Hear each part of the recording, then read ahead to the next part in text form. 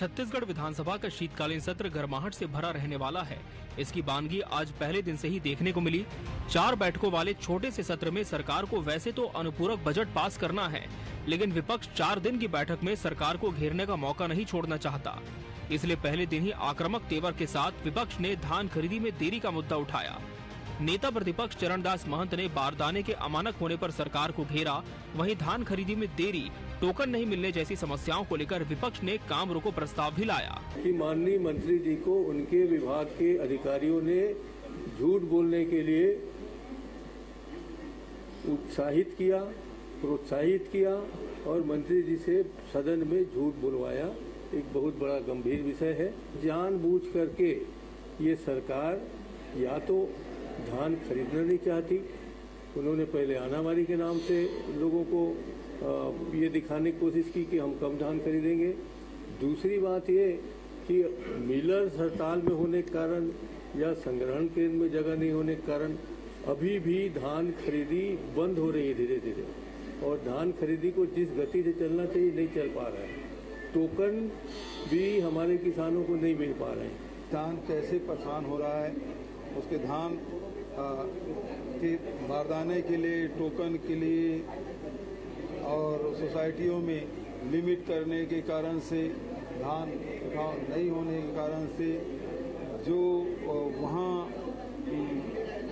Operator है उसका हड़ताल होने के बाद, राइस मिलर के हड़ताल होने के बाद बफर स्टॉक से भी 2 गुना 3 गुना धान अभी तक के सोसाइटियों में रखा गया है। तो इसका नुकसान जो हो रहा है, अब धान खरीदी अधिकांश जगहों में बंद होने के कगार में है। बहुत सारी जगहों में तो बंद हो चुका है, कई जिलों में बंद हो चुका है। अब अधिकांश जगहों में भी धान खरीदी बंद हो जाएगी। धान खरीदी के मसले पर सदन आज पूरी तरीके से गर्म रहा। कई बार ऐसे मौके आए जब पक्ष विपक्ष में जमकर नोकझोंक हुई। विपक्ष के आरोपों से सत्ता पक्ष संतुष्ट नहीं था, इसलिए कई बार हंगामा इतना बढ़ा कि कार्रवाई भी रोकनी पड़ी। हालांकि सत्ता पक्ष धान पर चर्चा से भागा नहीं और उसने चर्चा का स्वागत किया, जिसके कारण धान खरीदी पर लाए काम रोको प्रस्ताव पर चर्चा हुई। धान खरीदी केंद्र में धान का खरीदी चल रहा है और धान खरीदी बंद हो गया है, ऐसा कहीं पे शिकायत नहीं आया है और धान का उठाव भी हो रहा है। संग्रहण केंद्र धान जा रहा है और हमारा खरीदी धान खरीदी चल रहा है और अभी तक के 50 लाख मीट्रिक टन धान खरीदी किया जा चुका है। फिलहाल धान खरीदी में देरी केवल एक मुद्दा नहीं है, कई मुद्दों की लिस्ट विपक्ष के पास है, जिसमें कानून व्यवस्था और नक्सल समस्या, स्वास्थ्य व्यवस्था की खराब हालत शामिल है। इसलिए पहले दिन से विपक्ष ने सरकार को घेरने की शुरुआत कर दी है, जिससे आने वाले तीनों दिन मुद्दों की गर्माहट बने रहने के आसार हैं। Bureau report, TV 24 news.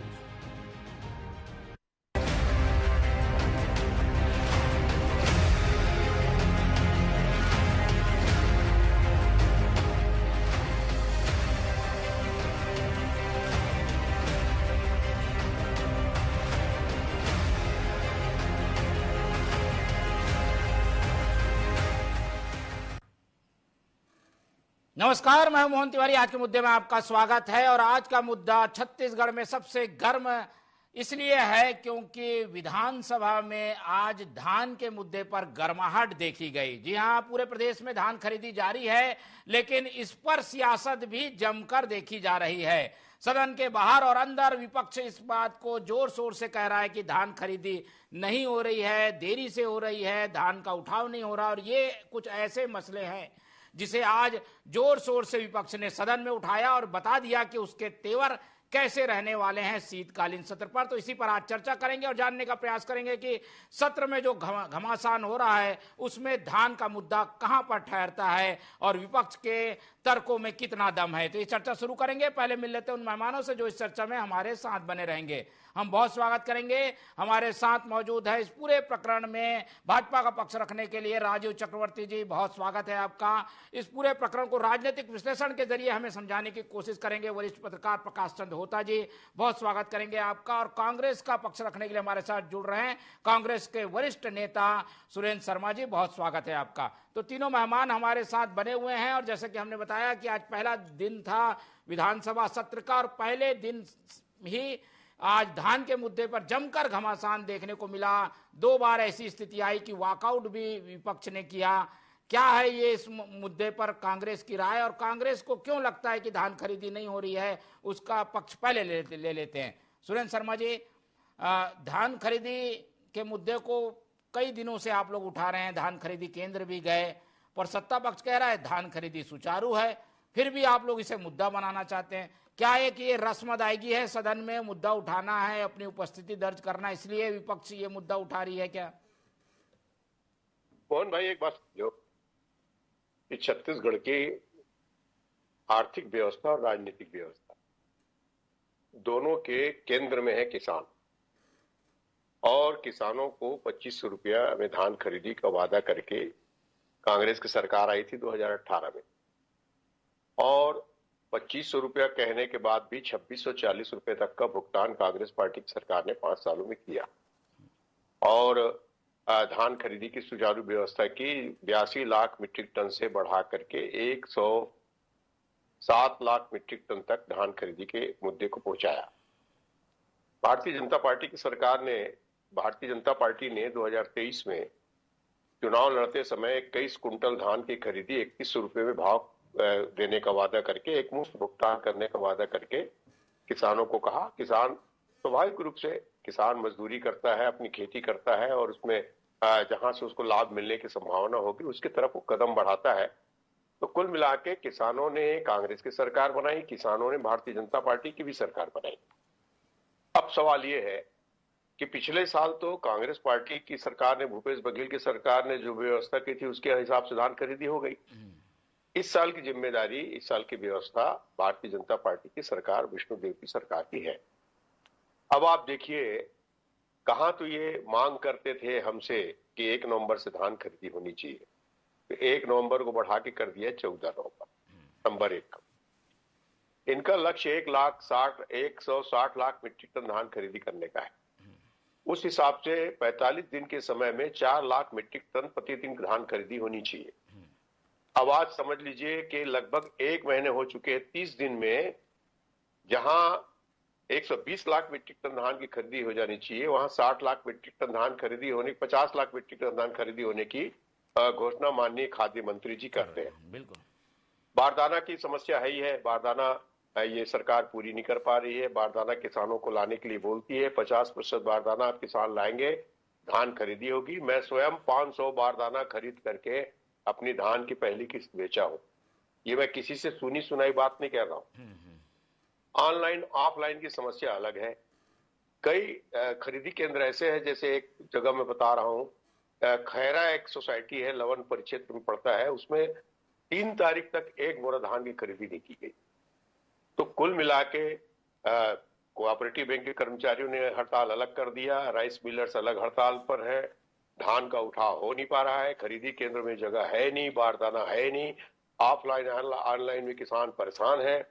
और अगर इसको कांग्रेस पार्टी अपनी जिम्मेदारी समझते हुए न उठाए, विपक्ष में रहते हुए इन बातों को सामने न लाए, सड़क में और सदन में इसकी बात न करे, तो कांग्रेस पार्टी तो फिर अपने विपक्ष की भूमिका या एक किसान होने की भूमिका या छत्तीसगढ़ी होने की भूमिका से वंचित हो जाएगा ना।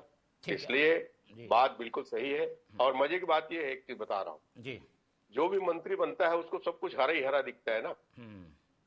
आज तक के मैंने देखा है कि मंत्री को कभी कोई बात गलत नहीं दिखती, मंत्री को सब बढ़िया दिखता है और उनकी जानकारी में हर चीज बढ़िया होता है। तो माननीय दयालदास जी बघेल की जानकारी में सब कुछ बढ़िया चल रहा है, मगर यहाँ किसानों से पूछिए किसानों की हालत कितनी खराब है, वो किसान बताएगा। चलिए, तो ये था कांग्रेस का पक्ष। और कांग्रेस ने आज सदन के बाहर भी, यानी दीपक बैज ने भी प्रेस कॉन्फ्रेंस करके कुछ चिट्ठियां, लेटर जारी किए हैं जो कि धान खरीदी केंद्रों के हैं, और उसमें बताने की कोशिश ये है कि खरीदी नहीं हो रही है। सत्ता पक्ष की बात भी सुन लेते हैं, और राजू चक्रवर्ती जी हमारे साथ मौजूद हैं। चक्रवर्ती जी, ये बातें कई दिनों से विपक्ष कह रहा है कि भाई धान खरीदी नहीं हो रही है, देरी हो रही है। हालांकि अभी 31 जनवरी तक का समय है और 50 लाख टन तो खरीदा गया है, पर धीमी गति, टोकन नहीं मिलना, ये कुछ समस्याएं हैं जो किसानों की है, विपक्ष इन्हें रख रहा है। क्या जवाब देंगे इनका? देखिए, अगर सब कुछ सही होता, समस्या नहीं होती, तो हम और आप नहीं होते। समस्या है तो समाधान भी है। मैं निश्चित रूप से नम्रता से स्वीकार करता हूं कि टोकन की देरी की समस्या हो रही है। ऑनलाइन जब किसान पोर्टल पर जाता है तो चूंकि हमारे यहाँ पर पूरे देश में ही एक जो नेटवर्क है मोबाइल के डाटा का, उसकी समस्या है, तो ऑनलाइन में भी बहुत देरी हो रही है। लेकिन देखिए, अंतोगत्वा हमें पता है अन्नदाता किसान जिन्होंने पिछली सरकार को बनाया, और आदरणीय सुरेंद्र भैया ने भी कहा कि किसानों ने बनाया, किसानों ने बिगाड़ा। हमको मालूम है अन्नदाताओं का छत्तीसगढ़ धान का कटोरा, और धान के कटोरे में हम रहकर अगर किसानों के साथ गलत करेंगे, उनको दुख पहुंचाएंगे, तो हमें भी पीड़ा होगी और हम भी बख्शे नहीं जाएंगे आगामी चुनाव में। लेकिन देखिए, एक सिस्टम होता है, उस सिस्टम में ऐसी एक इत्तेफाक था कि जो तौलैया होते हैं, जो कर्मचारी थे, उन्होंने देखा कि यही मौका है, उन्होंने हड़ताल किया।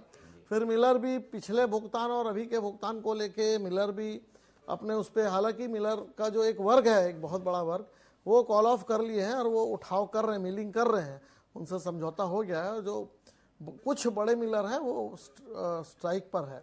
लेकिन कुल जमा बात यह है कि अभी 31 जनवरी तक का तारीख तय किया गया है, और जो ऑनलाइन समस्या आ रही थी उसे ऑफलाइन कर दिया गया है, टोकन जारी किया गया है, और धीरे धीरे उठाव शुरू हो चुका है। कुछ एक ऐसा हो सकता है कि कुछ एक सोसाइटी में समस्या हो, सोसाइटी की आंतरिक समस्या भी हो सकती है, लेकिन अंतोगत्वा धान खरीदा जा रहा है, सोसाइटी में भी जा रहा है, एफसीआई को गोडाउन में भी जा रहा है, यहाँ से जा रहा है। और मैं ये नहीं कहता कि एकदम समस्या नहीं है, ऐसा नहीं है, बिल्कुल है, समस्या है, और वो समस्या का निराकरण भी किया जा रहा है, युद्ध स्तर पर निराकरण हो रहा है। और हमें विश्वास है कि समय आने पर सारे किसानों का भुगतान हो जाएगा और जो समस्या है उससे मुक्ति मिल जाएगी। बिल्कुल, और इस तरीके की साफ गोई से स्वीकार करना भी एक बड़ी बात होती है, और समस्या का हल हो, ये यही विपक्ष भी चाहता है, हम भी चाहते हैं, क्योंकि किसानों को परेशानी हो ये कोई नहीं चाहता। पर मुद्दों की लड़ाई में कौन कहां पर खड़ा है हम समझ लेते हैं प्रकाश चंद होता जी के पास चलकर, क्योंकि 4 दिन का सत्र है और जो स्ट्रेटेजी है उसके बारे में ज्यादा होता जी जानते हैं कि भाई एक दिन एक मुद्दा उठाते हैं, फिर वो मुद्दा भूल जाते हैं। क्या धान खरीदी का मुद्दा केवल आज के लिए है, इसे उठाकर विपक्ष भूल जाएगा? क्या लग रहा है ये स्ट्रेटेजी को देखकर आप कुछ टिप्पणी करना चाहेंगे होता जी? देखिए, बहुत जल्द नगरीय चुनाव और उसके बाद पंचायत चुनाव की तिथियों की घोषणा हो जाएगी।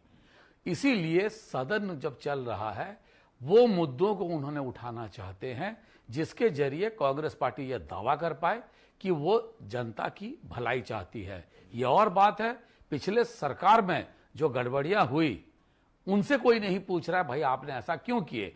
अब जो रणनीति है वो बनाना पड़ता है डॉक्टर चरणदास महंत को। अब बहुत अच्छी बात है, उन्होंने टीएस सिंहदेव के कर लिए और उनको भी साथ बैठा के विधायकों से चर्चा की कि क्या रणनीति होनी चाहिए। निश्चित रूप से कोई भी राजनीतिक व्यक्ति हो वो विपक्ष में बैठना नहीं चाहता, हर कोई चाहता है सत्ता पक्ष में बैठने के लिए। मुद्दे क्या होंगे, ये टेलीविजन की टीआरपी की जैसे हम बात करते हैं या अखबारों की प्रसारण की बात करते हैं उसी तरह की है। जरूरी नहीं है आज आपने धान का मुद्दा उठा लिया तो हर किसान कहेगा कि कांग्रेस ही हमारी हितैषी है, ऐसा नहीं है। लेकिन कौन सा मुद्दा जनता के बीच छा जाएगा ये कोई नहीं कह सकता। इसीलिए राजनीतिक दल लगातार इस तरह के ट्राई करते रहते हैं, कोशिशें करती रहते हैं उन लोग कि किस तरह से जनता को, जनता के दिलों तक अब छू जाए और कह पाए कि हम जनता की भलाई चाहते हैं। लेकिन आज अगर हम धान की बात कर रहे हैं, आज देखिए छत्तीसगढ़ में जब कांग्रेस की राज थी, अब सुरेंद्र जी कृषक कल्याण परिषद के अध्यक्ष हुआ करते थे और वो कैबिनेट मंत्री का दर्जा प्राप्त थे। मुझे नहीं पता इनकी कितनी सलाह एक दूसरा बड़ा किसान भूपेश बघेल जी इनसे लेते थे, मुझे नहीं पता है। लेकिन मैं इतना जरूर कहूंगा 5 लाख हेक्टेयर में किसानी धान की रकबा कम हो गया था। ये एक चिंता की विषय है। और दूसरी तरफ से मैं कहूं, आज हमको छत्तीसगढ़ बना 24 साल हो गया, रजत जयंती में पहुंच गए। हमारी आज भी फोकस धान पर है कि हमने 1,60,00,000 टन धान खरीदने का वाही लूटने की कोशिश करते हैं। लेकिन तिलहन दलहन की प्रदेश की क्या स्थिति है, हम उस पर क्यों नहीं जाते? जब इसको लेकर कभी चर्चा होती तो शायद सुरेंद्र शर्मा जी इस बात पर सहमत होंगे कि किसानों की स्थिति बेहतर करनी है तो धान से नहीं, 180 दिन का 120 दिन का धान से बेहतर है आप तिलहन और दलहन करें और उसी से कुछ तकदीर बदलने की बात हो, कुछ छत्तीसगढ़ को बदलने की बात हो, लेकिन दुर्भाग्य की बात है कि चर्चा तो हम अक्सर धान को लेकर ही करते हैं और उसमें आरोप और प्रत्यारोप में हम सीमित रह जाते हैं। लेकिन अभी खरीदी चल रही है, इसलिए विपक्ष जो बातें कर रहा है, क्या उसका एक दबाव बन रहा है? क्या सत्ता पक्ष उसको लेकर कुछ चीजें को ठीक करने की कोशिश में है? क्या दबाव बना है, लगता है आपको? देखिए, हम लोग समझना नहीं चाहते। मैं इसीलिए इस चीज को कह रहा हूं, छत्तीसगढ़ में भी बीजेपी की सरकार है, ओडिशा में भी बीजेपी की सरकार है। वहां जब किसानों से रजिस्ट्रेशन की जाती है, जब किसान अपना खेती का पंजीकरण करता है कि मुझे धान बेचना है, लगभग 2 महीना पहले, तो वो बताता है कौन से पखवाड़े में उसको धान बेचना है, यानी पहले पखवाड़ा, दूसरा पखवाड़ा, तीसरा पखवाड़ा, और उसको पता है कि मैं 80 दिन का धान किया हूं, 120 दिन का किया हूं या 100 दिन का किया हूं, और मेरा धान का उत्पादन कब होगा। और उसी तर्ज पर उसको 1 महीना के गैप पर 1 महीना का समय सीमा देकर ऑटोमेटिक उनको टोकन मिलता है। ओडिशा में बीजेपी की सत्ता वहां पे भी है, बीजेपी की सत्ता यहां पर भी है। हम सीखने के लिए तैयार नहीं है। ये एक बहुत बड़ी दिक्कत है हमारे लिए, और यही कारण है कि ये जो धान का मुद्दा है, हम सब कुछ सारे चीजें अधिकारियों पर छोड़ देते हैं, लेकिन नेताओं को सोचना चाहिए कि किस तरह से और सहूलियत कैसे बेहतर कर पाए, तो सिस्टम को और कैसे बेहतर हो पाए। पिछले 24 साल में मैं ऐसा कोई चीज नहीं देख पाया जिसको हम कह सकते हैं कि संपूर्ण क्रांति के तहत पूरे सिस्टम को हम और बेहतर कर पाए, ये मैं नहीं देख पा रहा हूं। चलिए, और जनप्रतिनिधियों का काम है कि जनता से जुड़े हुए मुद्दे उठाएं, और वही कांग्रेस भी कर रही है। सुरेंद्र शर्मा जी की ओर चलते हैं। शर्मा जी, अब आगे क्या? ये तो 4 दिन का सत्र है, जरूर आप लोग ने दबाव बनाया है, और विपक्ष तो स्वीकार भी कर रहा है कि भाई कुछ हुआ है गड़बड़, उसको ठीक कर लेंगे, और लक्ष्य है वो पूरा होगा। पूरा नहीं होगा तो फिर आप लोग मुद्दे उठाना। कांग्रेस का अगला स्टेप क्या होगा? क्या सदन में ये मुद्दे उठाकर केवल पीछे हो जाएंगे आप लोग, या आगे क्या करेंगे इस मसले को लेकर? मोहन भाई, दरअसल में एक बात समझो आप, कि जब आपको शुरू से पता है कि 160 लाख मीट्रिक टन धान की खरीदी करना है, कितने रकबे में धान की खेती हो रही है, तो आपने जब बारात आएगा तभी कुआं खोदोगे क्या? कितने बारदाना की आवश्यकता होगी, कितने कर्मचारी की आवश्यकता होगी, कितने ट्रकों की आवश्यकता होगी, कितने स्टेक की आवश्यकता होगी, कितने पैसे की आवश्यकता होगी, क्या आपको पता नहीं था? आज कांग्रेस पार्टी जब दबाव बना रही तो आप सुधार कर रहे हैं। अब तक क्या कर रहे थे आप? जब आप छत्तीसगढ़ में पिछले कई वर्षों से धान की खरीदी हो रही है, और हर साल की समस्याओं से कांग्रेस पार्टी और भारतीय जनता पार्टी दोनों परिचित है, फिर भारतीय जनता पार्टी की सरकार ने इस समय का फायदा उपयोग क्यों नहीं किया? पूर्व से तैयारी पहले क्यों नहीं की? तो ये दरअसल में क्या है कि ये सरकार कैसे चल रही है, कौन चला रहा है, ये एक अपने आप में बहुत ही अद्भुत विषय है। और कुल मिला के बात ये है कि मैं आपको दावे के साथ कह रहा हूं कि जिस रफ्तार से धान की खरीदी हो रही है, जिस अव्यवस्था के साथ धान की खरीदी हो रही है, 31 जनवरी तक पूरे किसानों की धान खरीदी हो पाना संभव नहीं है। इन्होंने कह तो दिया कि 21 कुंटल हम खरीदेंगे पर एकड़, 3100 के भाव से खरीदेंगे, तो आज हाथ पांव फूल रहे हैं सरकार के। आज उनके बस का रोग नहीं हो रहा है, वरना इसकी तैयारी पहले से की जा सकती थी। हमारी तो 5 साल खूब आलोचना किया आपने, गिरदावरी के नाम पे आलोचना किया, तौलाई के नाम पे आपने आलोचना किया, बारदाना के नाम पे आलोचना किया, जबकि कोरोना का काल था, कई संकटों का सामना था, केंद्र की सरकार हमारे साथ सहयोग नहीं कर रही थी। आपकी तो डबल इंजन की सरकार है भैया, मगर दिक्कत यह है, मेरे को ऐसा लग रहा है कि एक इंजन पीछे खींच रहा है, एक इंजन सामने खींच रहा है। होता जी ने बहुत बढ़िया प्रश्न उठाया था कि 5 लाख हेक्टेयर क्यों कम हुआ था, या दलहन तिलहन या अन्य फसलों के हम अगर क्यों नहीं जाते, इस विषय में एक आध दिन आप डिबेट कराइए। ठीक है। दरअसल में इस बात से मैं बिल्कुल सहमत हूँ होता जी की बात से, कि देखिए क्या है कि जिस प्रदेश में जिस तरह की विपणन की व्यवस्था होती है, खरीदी बिक्री की व्यवस्था होती है, मिलिंग की व्यवस्था होती है, मार्केटिंग की व्यवस्था होती है, तो आज छत्तीसगढ़ में किसानों के सामने धान की सारी सब किस्म की व्यवस्था है। हमारे ग्रामीण क्षेत्रों का कृषि में जो सांस्कृतिक बदलाव आया है, उसकी वजह से लोग दलहन तिलहन या उनहारी की खेती की ओर ज्यादा जा नहीं रहे। पिछली केंद्र की सरकार ने मिलेट मिशन चलाया था, रागी कोदो कुटकी रागी, बांस की खेती, सब्जी की खेती, सबको राजीव गांधी न्याय योजना के अंतर्गत इनपुट दे करके उसको बढ़ाने की कोशिश की थी। मगर सवाल यह है कि आज जेसीबी आ गया है, नांगर बैला की जगह ट्रैक्टर आ गया है, धान काटने वालों की जगह हार्वेस्टर आ गया है, परिस्थितियां बदली हैं ठीक है। और आज धान की खरीदी एक महत्वपूर्ण और लाभकारी व्यवसाय बन गया है, इसलिए ये किसान इसी ओर ज्यादा आकृष्ट है। मगर हाँ, फसल परिवर्तन के बारे में, विविधता के बारे में जरूर सोचना चाहिए। मगर मैं ये कह रहा हूँ कि अभी फिलहाल भारतीय जनता पार्टी की सरकार पूरी तरह से असफल दिखाई दे। ठीक है, असफलता को दूर करने के लिए क्या कुछ सुझाव दीजिए ना भाई, कि क्या कारण से नहीं हो रही है, कहीं पे अटका है, उठाव नहीं हो रहा है, केवल यही छोटे मोटे समस्या, इसे हल करना चाहिए। कुछ सुझाव आपके क्या हैं? पहले सुझाव तो मैंने दिया ना कि भाई देखिए, आप किसान राइस मिलों की हड़ताल तत्काल समाप्त करवाइए, जैसे भी करके बात कीजिए उनसे, जो भी कीजिए, उनको कुछ लेना देना जो भी करना है करिए, ताकि खरीदी केंद्रों से धान उठे। ऑनलाइन ऑफलाइन में जब समस्या आ रही है तो उसको ऑफलाइन कर दीजिए, और धान की खरीदी के लिए टोकन की व्यवस्था को और किसानों को आश्वासन दीजिए कि 31 जनवरी के बाद भी धान की खरीदी होगी, आप चिंता न करें। चलिए ठीक है, क्या आश्वासन देंगे चक्रवर्ती जी? आप लोगों के ऊपर बड़ी जिम्मेदारी है और किसानों ने भरोसा किया है भाजपा पे, और उस भरोसे पर खरा उतरेंगे क्या? बिल्कुल भरोसे पर हम खरा उतरेंगे और निश्चित रूप से उतरेंगे। अगर आप देखेंगे ट्रैक रिकॉर्ड 2003 से 8 तक भी ऐसी समस्या आई थी, जिसे ठीक कर लिया गया था। फिर हमारी सरकार बनी 8 से 13 तक, 13 से 15 तक, जो 18 तक, 17 तक। तो हमें अनुभव है कि किस प्रकार से उसको मिलर्स को देना है, एफसीआई को देना है। और अभी जो ये समस्या, देखिए दिक्कत को पूरा कर लिया जाएगा, बिल्कुल सरकार के संज्ञान में है, पूरा होमवर्क किया जा चुका है। और मैं सुरेंद्र जी को धन्यवाद देता हूं कि उन्होंने कहा कि तैयारी पुख्ता होनी चाहिए, जो होमवर्क है वो उस सिस्टम को, तो असली तैयारी होती है मोहन जी, वो होती है पूंजी की। तो पूंजी की पूरी व्यवस्था कर दी गई है ताकि किसानों के खाते में पैसे आ जाए, और मार्च में फिर से पुनः पैसा आएगा। और सबसे बड़ी बात जो कांग्रेस के समय होता था कि 4 किस्तों में दिया जाता था, उन्हें जैविक खाद लेने के लिए बाध्य किया जाता था, जिसमें कंकड़ पत्थर मिले रहते थे।